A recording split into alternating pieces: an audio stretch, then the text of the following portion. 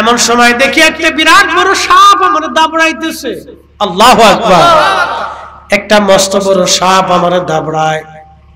সাপের কপালে তিলক আছে, চোখের মধ্যে তিলক আছে। মস্ত বড় সাপ আমার দাবড়াইতে লাগছে। ভয়ঙ্কর সাপ দেখে আমি দৌড়াইতেছি দৌড়াইতেছি দৌড়াইতেছি। মস্ত বড় সাপ দেখে আমি দৌড়াই। সাপটা আবার পিছু পিছু দৌড়ায়। কিছু দূর যাওয়ার পরে দেখলাম একজন বৃদ্ধ লোক বসে আছে। এই বৃদ্ধ লোকের পোশাক সুন্দর কিন্তু বুড়া। আমি তারে ডাক দেখলাম, আল্লাহর বান্দা, বিরাট বড় সাপ আমার দাবড়ায়, তুমি আমার সাহায্য করো, সাপ থেকে আমারে বাঁচাও। আল্লাহর বান্দা ডাক দেখায়, মালিক ইবনে দিনার, আমি বিরাট বড় দুর্বল বৃদ্ধ মানুষ, তোমারে সাহায্য করার মতো শক্তি আমার নাই, তুমি অন্য কোথাও যাও। মালিক ইবনে দিনার বললেন, আরো দৌড়াচ্ছি, সাপ আমার পিছু পিছু দৌড়ায়, আমি পাগল পারা হয়ে গেলাম। সাপ থেকে আমি কিভাবে পালাবো, লুকাবো? আমি যেখানেই যাই সাপ আমার পিছু পিছু আমার দাবড়ায়। দেখতেছি মেশরের মাঠের এক কোনায় শুধু আগুন আর আগুন, কিন্তু আর এক পাশে লক্ষ্য করে দেখলাম সুন্দর বিরাট বড় প্রাসাদ, মনোরম বিরাট সুন্দর আলিশান প্রাসাদ। এই প্রাসাদের মধ্যে ছোট ছোট বাচ্চারা খেলাধুলা করে, দৌড়াদৌড়ি করে। আমি চিন্তা করলাম আমার আশ্রয়ের জন্য এই প্রাসাদ ছাড়া আর কোথাও জায়গা নাই। আমি দৌড়াইয়া দৌড়াইয়া প্রাসাদের দিকে যাইতেছি। ওই প্রাসাদের যিনি দারোয়ান ছিলেন, আল্লাহর ফেরেশতা, তিনি ডাক দিয়ে বলতেছে, হে প্রাসাদের বাচ্চারা, একজন ব্যক্তি প্রাসাদের দিকে দৌড়ে আসতেছে, তার কোনো আমানত বুঝি প্রাসাদের মধ্যে আছে, তোমরা তাড়াতাড়ি বের হও। তার পিছে পিছে বিরাট বড় সাপ তার দাবড়ায়, তারে সাহায্য করার জন্য তোমরা প্রাসাদ থেকে বের হও। এই কথা বলে ফেরেশতা প্রাসাদের দরজা খুলে দিল। আমি দৌড়াইয়া প্রাসাদের ভিতরে চলে গেলাম। আমি দেখি প্রাসাদ থেকে হাজার হাজার ছোট ছোট বাচ্চারা দৌড়ায় আসতেছে। এর ভিতরে দেখলাম আমার সেই ছোট্ট মেয়েটা। চিৎকার মেরে জোরে বলেন আল্লাহু আকবার। আমার সেই ছোট্ট মেয়েটা দৌড়ায় দৌড়ায় আসতেছে।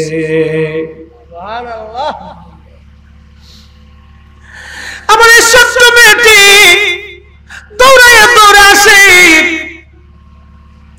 আসি আমার কোলের মধ্যে বসে গেল। সর্পটাকে ধরতে গেল, সর্প পালিয়ে চলে গেল। ওই সুন্দর জান্নাতের প্রাসাদের ভিতরে আমি বসলাম। আমার মেয়েটা আমার কোলের মধ্যে বসলো। ছোট্ট কালে মেয়েটা যেমন আমার দাড়ি ধরে টানতো, আমার বোতাম ধরে টানতো, আমার সাথে খেলা করত, দৌড়াদৌড়ি করত। মালিক ইবনে দিনার ডাক দেয় বলে, দুনিয়ার মানুষ, ওই হাসরের ময়দানে প্রাসাদের ভিতরে জান্নাতি পরিবেশে মেয়েটা আমার কোলের মধ্যে বসে গেছে। কোলের মধ্যে বসিয়া আমার দাড়ির মধ্যে আঙ্গুল দিয়ে কয়, আব্বু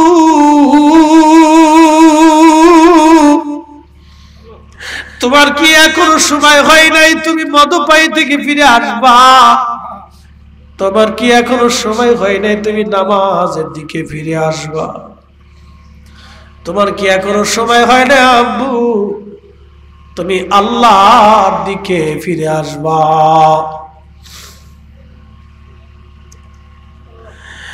সেদিন মেয়েটা আমার দাড়ি ধরে ধরে ডাকার, আব্বা জান তোমার কি এখনো সময় হয় নাই তুমি নামাজে আসবা? তোমার কি এখনো সময় হয় নাই তুমি জিকির আসবা? তোমার কি এখনো সময় হয় নাই তুমি আল্লাহর দিকে ফিরে আসবা? আব্বা জান আর কত দেরি? কেন গো তুমি এখনো নেশার ঘরে আবদ্ধ? কেন তুমি এখনো পাপের ঘরে আবদ্ধ হয়ে আছো? আমি সেই দিন মেয়েটাকে ডাক দিয়ে বললাম, মারে কঠিন হাসরের মাঠ কায়েম হয়ে গেছে। একটা মস্ত বড় সাপ আমার পিছু পিছু দৌড়ায়। মারে ওই সাপটা কি আমারে বলবা নিগো মা। মেয়েটা ডাক ডাক আব্বাজান ওই সাপটা হলো আপনার জীবনের বদ আমল। আপনি জীবনে যত অন্যায় আমল করছেন, আমলে সালে করেন নাই, নেক আমল আপনি করেন নাই, খারাপ আমল করছেন, এই সাপটা হলো আপনার খারাপ আমল আব্বাজান। এই জন্য কোরআন বলতেছে লিয়াবলুয়াকুম, আমি আল্লাহ তোমারে পরীক্ষা করব, আইয়ুকুম আহসানু, কে ভালো আমল করো আমি আল্লাহ সেটা দেখব। কি কথা কর না কেন?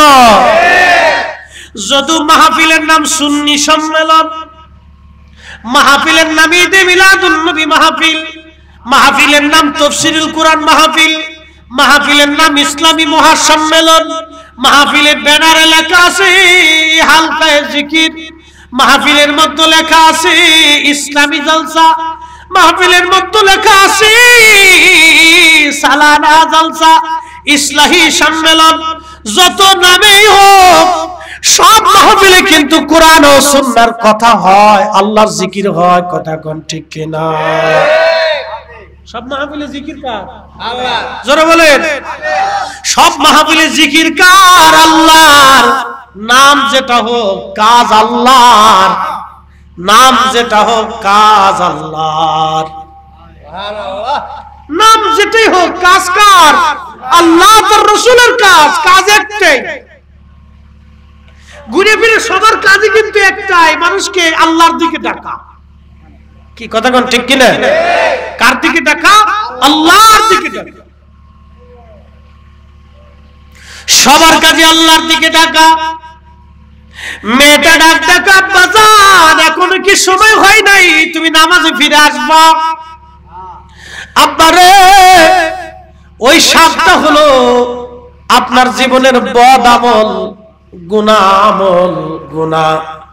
আজকে আল্লাহ সর্বে আকৃতি বানাইয়া হাসরের মাঠে আপনার শাস্তি দেওয়ার জন্য আপনার পিছনে লেলাই দিছে।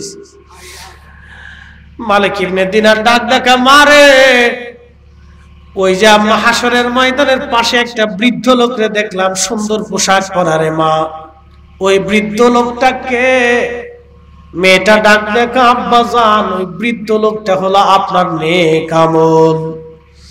আপনি নেক আমলটারে বুড়া বানায় রাখছেন, নামাজে যান না, রোজায় যান না, জিকিরে বসেন না, মাহফিলে আসেন না, আল্লাহর পথে দান সদকা করেন না, বাজান মদপায়ী হন, খারাপ কাজ করেন, অন্যায় কাজ করেন, এইগুলি হলো আপনার বদ আমল। আপনি নেক আমলটারে দুর্বল করে রাখার কারণে বাবাজি আপনাকে ওই নেক আমলটাকে আল্লাহ বৃদ্ধ মানে হাসরের মাঠে বসায় রাখছে। আপনি ওই নেক আমলের কাছে সাহায্যের জন্য গিয়েছিলেন, কিন্তু নেক আমলটাকে দুর্বল করে রাখার জন্য কিয়ামতের ময়দানে নেক আমল কাজে লাগে নাই। আব্বাজান এখনো কি সময় হয়নি আপনি আল্লাহর পথে ফিরে আসবেন? আব্বাজান আল্লাহর দিকে আসেন, আল্লাহর দিকে আসেন। আল্লাহর কোরআন বলতেছে ইয়া আইয়ুহান নাবিয়্যু ইন্না আরসালনাকা শাহিদ। আল্লাহ, হ্যাঁ নবী আমার হাবিব, আমি আল্লাহ আপনাকে পাঠাইলাম দুনিয়াতে, আপনি দুনিয়ার সমগ্র জাতির জন্য আপনি সাক্ষী। শাহিদাও ওয়া মুবাশশিরাও ওয়া নাযীরা, দুই নম্বর আপনি ভীতি প্রদর্শনকারী। বিশ্ববিখ্যাত একজন আল্লাহর ওলি, তার নাম মালিক ইবনে দিনার আল ইরাকি আল বসরি। অ্যাটেনশন, আল্লাহর একজন ওলির নাম মালিক ইবনে দিনার। পৃথিবীর এমন কোন মুহাদ্দিস নাই যে ওনার জীবনী না লিখেছেন, উনি এত বড় ওলি ছিলেন। কিন্তু শুনলে আশ্চর্য হবেন, উনি প্রথম জীবনে মদপায়ী ছিলেন, নেশাগ্রস্ত ছিলেন। প্রশ্ন রাখতে পারেন ফরিদ হুজুর, মদপায়ী ব্যক্তি কি করে এত বড় ওলি হলো? মদপায়ী, নেশাগ্রস্ত, কিন্তু ওলি হয়ে গেল। কি করে হলেন তিনি? লাইলাতুল বরাতের রাত্রিবেলা কোন কোন বর্ণনা আসছে কদরের রাত্রিবেলা তিনি বসে বসে মদ পান করতেন। চিন্তা করেন তো, কদরের রাত্রি মানুষ মদ পান করে, সে কত বড় নিকৃষ্ট, সে কত বড় নিকৃষ্ট যে কদরের রাত্রে সে মদ পান করে। আমার দিকে তাকান, তুমি একদিন ওয়াজ করতেছে হযরত মালিক ইবনে দিনার রাহমাতুল্লাহ আলাইহি, একজন মুসল্লি দাঁড়ায় বলল, ও মালিক ইবনে দিনার, আমি তো তোমার কয়দিন আগেও দেখছি তুমি এই মদ পান করে মদের দোকানে ভূ বই পড়ে থাকতে, বক্তা হইল কবে? আল্লাহু আকবার। না না, আরো জোরে জোরে জোরে জোরে বলে, তুমি মদ পান করে নেশা করে পড়ে থাকতে, এ বক্তা কবে হইলে? তুমি এত সুন্দর সুন্দর নসিহত করতেছো, তোমার এই পরিবর্তন কেমনে হইল? তুমি না একজন নেশা করছিলে। বাবারে, আল্লাহ কারে কবুল করবে আমরা কিন্তু কেউ জানি না, কথা ঠিক কিনা? এই জন্য অমুক ভালো না তমুক ভালো না এগুলি বলা আমাদের জন্য অনুচিত, কোনো দরকার নাই, কথা কন না কে? ব্রাহ্মণবাড়িয়াবাসী খুবই মনোযোগ দিয়ে কথাগুলি শুনে যাবেন। ও মুসলমান, মালিক ইবনে দিনার ওয়াজ করতেছে, লোকটা ডাক দিয়ে বলো, মালিক তোমার না কয়েক বছর আগে নেশাগ্রস্ত পাইছি, নেশা করে তুমি বুধ হয়ে পড়ে থাকতা, ওয়াজ করো কবে থেকে? তুমি ভালো হলা কবে থেকে? কেমনে তুমি ভালো হলা? মালিক ইবনে দিনার আলীরা কি বলতেছে, আল্লাহর বান্দা, একটা ঘটনা আমার জীবন আজকে পরিবর্তন করে দিয়েছে। বলে কি ঘটনা? বলে ঘটনা হলো, আমি রাত্রি ভর মদ পান করতাম, আমি কাস্টম অফিসার ছিলাম, ট্যাক্স আদায়কারী ছিলাম, আমি ট্যাক্স উঠাইতাম, অনেক পয়সার মালিক ছিলাম, ওই পয়সা দিয়ে মদপান করতাম। আমি কদরের রাত্রিবেলা আমি মদপান করেছি। আমার একটা ছোট্ট মেয়ে বাচ্চা হলো, মেয়েটা বড় আদরের ছিল, আমারে খুব মায়া করতো, ভালোবাসতো, আমারে সারা মেয়ে বাচ্চাটা কিছুই বুঝতো না। মালিক ইবনে দিনার আলী রাকি বসরি রাহিমাহুল্লাহ তাআলা ডাক দিয়ে বলতেছে, দুনিয়ার মানুষ, একদিন মদের বোতল নিয়ে, মদের পেয়ালা নিয়ে আমি বসে আছি, মদের পেয়ালা নিয়ে আমি বসে আছি, মদের পেয়ালা নিয়ে আমি বসা, এমন সময় মদ পান করতেছি, ছোট্ট মেয়েটা দৌড়ে আসছে, কচি কচি হাত দিয়ে আমার মদের ছোট ছোট পেয়ালাগুলি ঠেলে ঠেলে মেয়েটা ফেলে দিচ্ছিল। মেয়েটা আমার বড় আদরের ছিল, আমার কাছে ভালোই লাগতেছিল, কিন্তু পরের বছরে আমি আবার কদরের রাত্রিবেলা বসে বসে মদ পান করি। সেই দিন মদ পান করার সময় আমার চোখে জল এসে গেল, আমি চোখের পানি ফেলে ফেলে কান্না করতেছিলাম, আর চিন্তা করতেছিলাম, এই যে আমার মেয়েটা গত বছরে আমার মদের গিলাস ফেলে ফেলে দিল, আর আজকে আমার মেয়েটা 3 মাস আগে ইন্তেকাল করে কবরস্থ হয়ে গেছে। হুজুর আপনি বলে দেন, ইন্নাল মাউতাল্লাযী তাফিরুনা মিনহু ফাইন্নাহু মুলাকীকুম।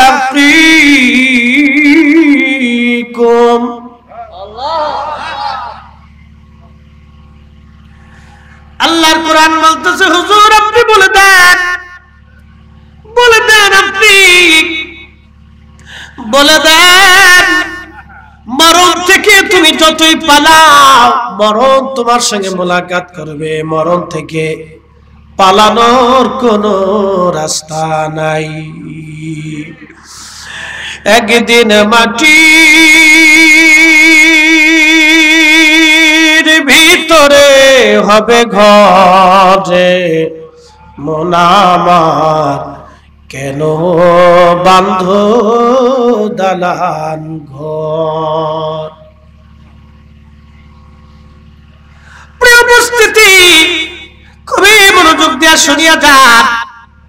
হযরতে মালিক ইবনে দিনার বলতেছে, আল্লাহর বান্দা, আমার মেয়েটা 3 মাস আগে মারা গেল। আজকে আমি কদরের রাত্রিবেলা বসে বসে মদ পান করি, কিন্তু মেয়েটা আজ আমার পাশে নাই। আমার তখন খুবই খারাপ লাগতেছিল, আমি চোখের পানি ফেলে ফেলে কান্না করতেছিলাম। এমন সময় আমার ঘুম এসে গেল, আমি ঘুমায় পড়লাম। ঘুমিয়ে স্বপ্নের ঘরে দেখি কিয়ামত কায়েম হয়ে গেছে। একসাথে বলবেন কি আল্লাহু আকবার। কি কায়েম হয়েছে? কিয়ামত হবে কিনা? হবে। কিয়ামত কায়েম হয়ে গেছে। সেই দিন কিয়ামত কায়েম হয়ে গেছে। তো কিয়ামত কায়েম হয়ে যাওয়ার পরে আমি দেখলাম বিরাট বড় প্রান্তর মাঠ। এই মাঠের এক পাশে শুধু আগুন আর আগুন। কোটি কোটি মানুষ কিয়ামতের মাঠে নফসি নফসি ইয়া নফসি বলে, হায় নফসি বলে বলে ময়দানে হাসরে দৌড়াদৌড়ি করে, নিজের জন্য আফসোস করে করে কিয়ামতের মাঠে তারা দৌড়ায়। বড় কঠিন বিরাট বড় মাঠ। তেলিয়া নগরবাসী, এই মাঠটা বাংলাদেশের ফুটবল খেলার মাঠের সমান হবে না, অথবা একটা বাংলাদেশের সমান হবে না, অথবা একটা ভারতের সমান হবে না, অথবা একটা পাকিস্তানের সমান হবে না, অথবা একটা মহাদেশের সমান হবে না, অথবা একটা পৃথিবীর সমান হবে না। এই কিয়ামতের মাঠ কত বড় হবে তার একটা বর্ণনা দিয়ে যায়। আদম আলাইহিস সালাম থেকে কিয়ামত পর্যন্ত যত মানব জাতি, সব মানব জাতি সেই দিন হাসরের মাঠে দাঁড়াবে। তাহলে মাঠ কত বড়? একসাথে বলবেন আল্লাহু আকবার। ওই যে জিনদের আদি পিতার নাম তারান্নুস, লাকব ছিল আবুল জিন। তারান্নুসের হায়াত হয়েছিল ৬০,০০০ বছর। হ্যাঁ, ৬০,০০০ বছর সে পৃথিবীতে বেঁচে ছিল। তারান্নুস উপাধি আবুল জিন, জিন জাতির বাদী বাবা। আর তারান্নুস থেকে কিয়ামত পর্যন্ত যত জিন আসবে, সমস্ত জিন হাসরের মাঠে তাদের নিজস্ব আকৃতি নিয়ে আল্লাহর আদালতে দাঁড়াবে। তাহলে মাঠ কত বড় হবে? সেই দিন ফেরেশতারা একটা দুইটা ফেরেশতা না, সৃষ্টির প্রথম থেকে কিয়ামত পর্যন্ত যত ফেরেশতা আসবে, সব ফেরেশতা সেই দিন হাসরের মাঠে তাদের নিজস্ব আকৃতি নিয়ে আল্লাহর আদালতে দাঁড়াবে। তাহলে মাঠ কত বড় হবে? গরু, ছাগল, হাঁস, মুরগি, বাঘ, ভাল্লুক, সমস্ত প্রাণীরা সেই দিন হাসরের মাঠে দাঁড়ায় যাবে। আল্লাহ, তাহলে মাঠ কত বড় হবে? সেই হাসরের মাঠের দিন কত বড় হবে?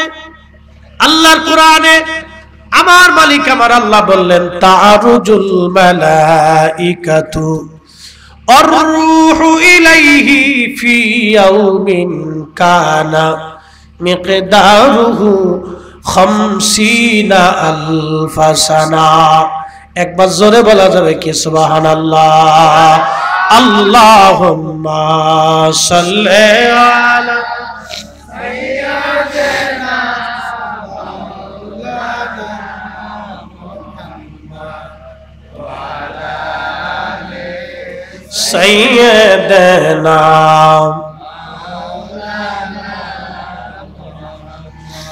रहमतुल लिल आलामीन अपनी उम्मतेर जाबीन।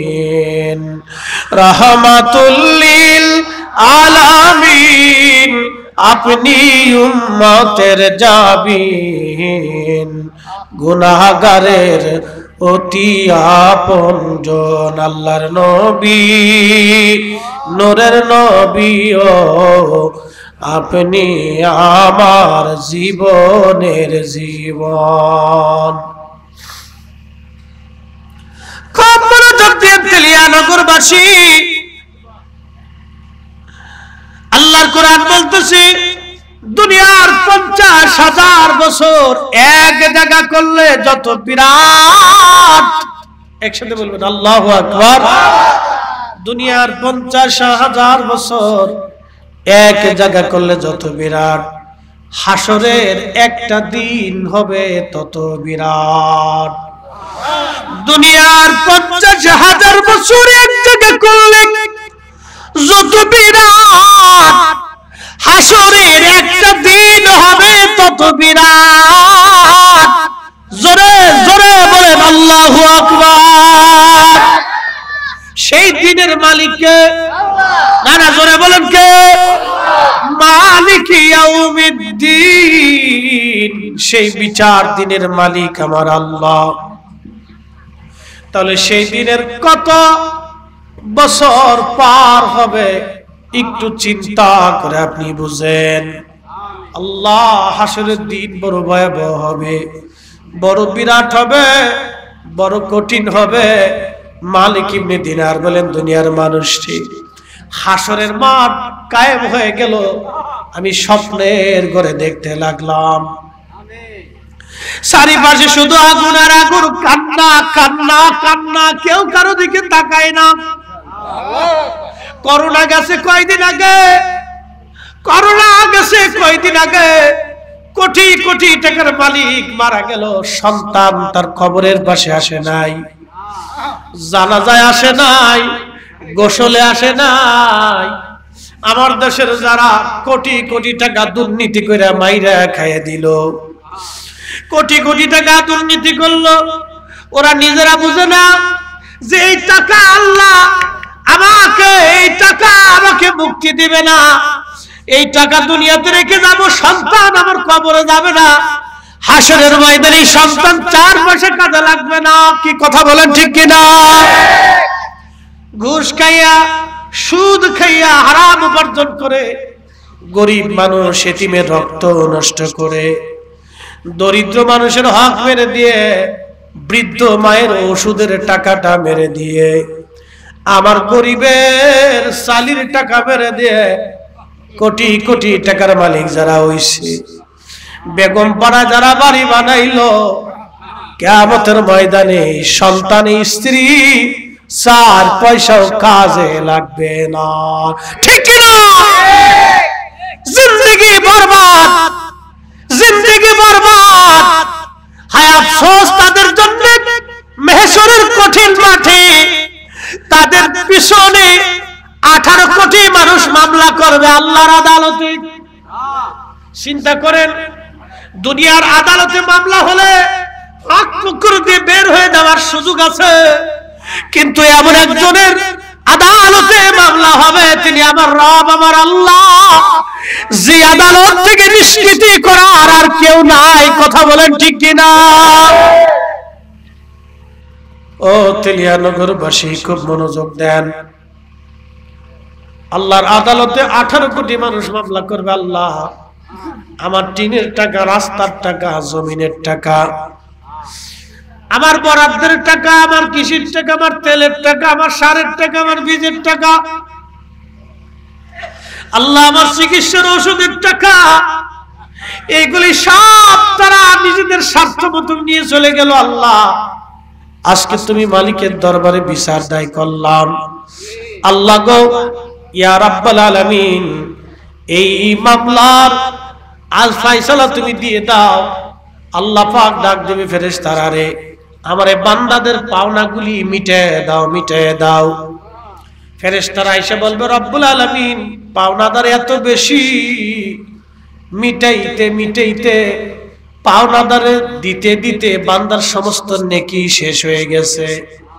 আল্লাহ ডাক দেবে, বান্দারে, ফেরেশতারা রে, পাওনাদার কি শেষ হয় নাই? বলে না, আল্লাহ তো সবই জানে। আল্লাহ ডাক দেবে, বলো ফেরেশতারা, পাওনাদারদের গুনাহগুলি এই বান্দার আমল নামায় ছাপায়া দাও। আল্লাহ নবী ডাক দিয়ে বলতেছে, সাহাবীরা, কিয়ামতের ময়দানে এই লোকটা গরিব, অনেক আমল নিয়ে হাসরের ময়দানে গেল, কিন্তু তার আমল নামায় কোনো নেকি নাই। শূন্য হালতে হাসরের ময়দানে উহুদ পরিমাণে নেকি নিয়া উহুদ পরিমাণে গুনাহ নিয়ে জাহান্নামে চলে যাবে। এই লোকটা গরিব, সাহাবীরা জানুনি কোন লোকটা ধনী। সাহাবীরা ডাক দিয়ে বলেন আল্লাহ রাসূল আলাম, আল্লাহ জানে এবং তার নবী ভালো জানে। আল্লাহর নবী ডাক দিয়ে সাহাবীরা ওই লোকটা ধনী, কিয়ামতের মাঠ লোকটা মারা যাওয়ার পরে তার ভাই, তার বোন, তার মা, তার বাবা, তার সন্তান, তার প্রতিবেশীরা তার জন্য দোয়া করছিল। সুবহানাল্লাহ কইলেন না? কি করছিল? দোয়া করছিল। দোয়া দোয়া কোরআন শরীফ পড়ে দোয়া করছিল, নফল নামাজ পড়ে দোয়া করছিল, মাহফিলে বসে দোয়া করছিল, জিকিরের মজলিসে বসে দোয়া করছিল, তলবে আলেম ওলামা ইকরাম ডেকে এনে দোয়া করছিল, কালেমা শরীফ পড়ে দোয়া করছিল, নেক আমল করে আমার বান্দার জন্য এই বান্দারা দোয়া করছিল। আল্লাহর নবী ডাকতে বলতেছে সেই দিন ওই বান্দা আল্লাহর দরবারে বলবে রব্বুল আলামিন, আমি তো এত নেকি করি নাই আল্লাহ, এত নেকি আমি কোথা থেকে পাইলাম? আল্লাহ ডাক দেবে বান্দারে তুমি নেকি করো নাই বটে, বেশি আমি আল্লাহ জানি। তোমার ইন্তেকালের পরে তোমার ছেলে মেয়ে, তোমার স্ত্রী, পুত্র পরিজন, আত্মীয় স্বজন, মুহিব্বিনেরা মাহফিলে বসে দোয়া করছিল, তোমার সন্তান মসজিদে দান করছিল, মাদ্রাসায় টাকা দিয়েছিল, এতিমরে খাওয়াইছিল, কোরআন শরীফ পড়াইছিল, আলেম বানাইছিল, তালবে ইলমদেরকে বাড়িতে ডেকে কোরআন খতম দিয়েছিল, মিলাদ শরীফের ইন্তজাম করে কালেমা শরীফ পড়াইয়া জিকির আজকার করাইয়া তোমার জন্য দোয়া করাইছিল। বান্দারা নামাজ শেষ করে তোমার সন্তান তোমার জন্য কান্নাকাটি করেছিল, তোমার মেয়েটা দোয়া করছিল নামাজ শেষ করার পরে, আমি আল্লাহর বড় দয়া লাগছে, আমি আল্লাহ তোমার ওই আমল নফল বন্দেগী রে আমি রাত উহুদ পরিমাণে বাড়াইয়া কিয়ামতের মাঠে আজকে তোমার প্রতিদান দিয়ে দিলাম। সুবহানাল্লাহ, আসতে হয়ে গেল। আরো জোরে বলেন, আরো জোরে। তাহলে দুয়ার দরকার আছে না নাই? কোরআন শরীফ খতম দরকার আছে না নাই? মিলাদ মাহফিল দরকার, এগুলি ঘরে ঘরে দিবেন। বাজার আল্লাহর কোরআনের চাইতে শ্রেষ্ঠ আওয়াজ আর কিছু নাই। মুসলমানের ঘরে যদি কোরআনের আওয়াজ না হয়, তাহলে কোরআনের আওয়াজ কার ঘরে হবে? নবীর দুরুদের আওয়াজ যদি মুসলমানের ঘরে নাই হলো, তাহলে কার ঘরে নবীর দুরুদের আওয়াজ হবে বলেন? এই জন্য দুরুদ চালু হতে হবে, কোরআন তেলাওয়াত চলতে হবে, জিকির হতে হবে। আল্লাহ নবী বলেন উম্মত রে তোমার ঘরটাকে তুমি কবর বানায়ো না। সাহাবীরা বলেন ইয়া রাসূলুল্লাহ ঘরকে কবর কেমনে বানায়? গোরস্থানে গেলে দেখবেন একবারে নিস্তব্ধ, কোনো আওয়াজ নাই। কষ্ট হচ্ছে না? ঘুম আসতেছে? কেবল 11:30 একসাথে বলেন আল্লাহু আকবার। না না হয় না, আরো জোরে, আরো জোরে আল্লাহু আকবার। গোরস্থানে গেলে কি কোনো আওয়াজ আছে? একবার স্তব্ধ, নীরব, কোনো শব্দ নেই। আল্লাহ রাসূল বললেন তোমার ঘরটাকে গোরস্থান বানাও না, কবরস্থান বানাও না। সাহাবীরা বলেন ইয়া রাসূলুল্লাহ ঘরকে কবর কেমনে বানায়? বলে গোরস্থান যেমন নীরব, কিছুই হয় না, তোমার ঘরে ওইরকম কোনো কিছুই করবা না তা না। তোমার ঘরে মাঝে মধ্যে কিছু নফল নামাজ পড়বা, কিছু ইবাদত করবা, কোরআন তেলাওয়াত করবা। আজকে আমার দেশের মায়েরা কোরআন তেলাওয়াত ভুলে গেছে। মা স্টার জলসা জি বাংলার প্রেমে পড়ে নারী সমাজ আজকে কোরআন ভুলে গেছে। আগের যুগে আমাদের মুরব্বী দাদি নারীরা কোরআন হয়তো বিশুদ্ধ মতো পড়তে পারতো না ঠিক, কিন্তু সকালবেলা কোরআন শরীফ হাতে নিয়ে তারা ভেঙ্গে ভেঙ্গে হলো কোরআন তেলাওয়াত করত। মুসলমানের ঘরে ঘরে কোরআনের আওয়াজ ছিল, ঠিক কিনা? মুসলমানের ঘরে ঘরে কোরআনের আওয়াজ ছিল। এগুলি চালু করতে হবে, আমাদেরকে বন্ধ করা যাবে না, এগুলি চালু রাখতে হবে। প্রিয় উপস্থিতি, তাহলে কিয়ামতের মানে ধনীকে দুনিয়াতে যার জন্য দোয়া হয় একসাথে বলবেন আল্লাহু আকবার। দুনিয়াতে যার জন্য দোয়া হয়, কিয়ামতের ময়দানে ওই লোকটা কি ধনী, কিন্তু এমন সন্তান রাখলেন যে জীবনে দোয়া মানে না, দোয়াও করে না, দোয়া বুঝেও না। তাহলে সন্তান দেখে লাভ কি? তাহলে কি লাভ হলো, ফায়দা কি? আর যদি অবৈধভাবে রুটি রুজি করিয়া সন্তান ওইভাবে রাইখে চলে যান, জীবন বরবাদ। আল্লাহর কোরআন বলতেছে, ইয়া আইয়ুহাল্লাযীনা আমানু লা তুলহিকুম আমওয়ালুকুম ওয়ালা আওলাদুকুম আন যিকরিল্লাহ।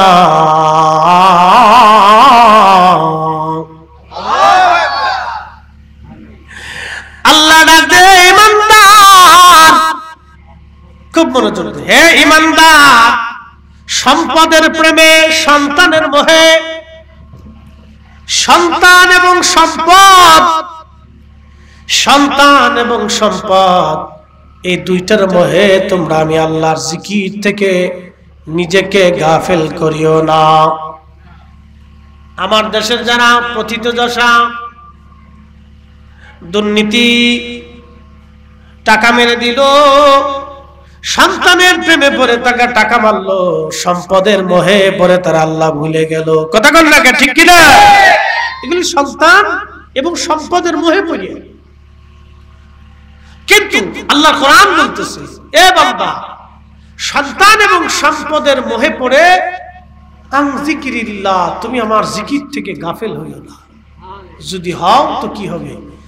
ওয়া ইয়াফআল যালিকা ফাউলাইকা হুমুল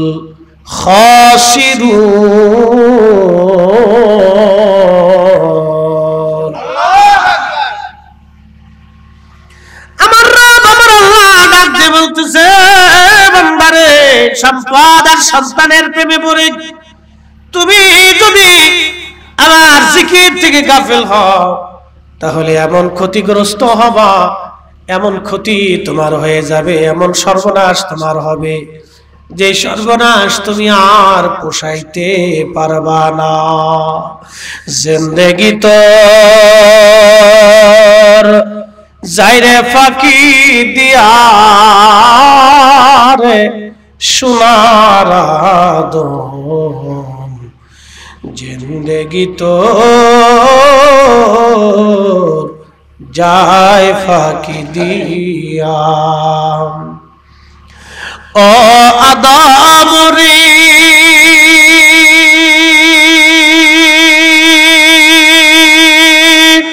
পাক ধরিয়া গেছে দাড়ি, দন্ত বাসে গোটা চারি, সমন জারি গিয়াছে করিয়ারে সোনার আদম, জিন্দেগি তোর যায় ফাঁকি দিয়া।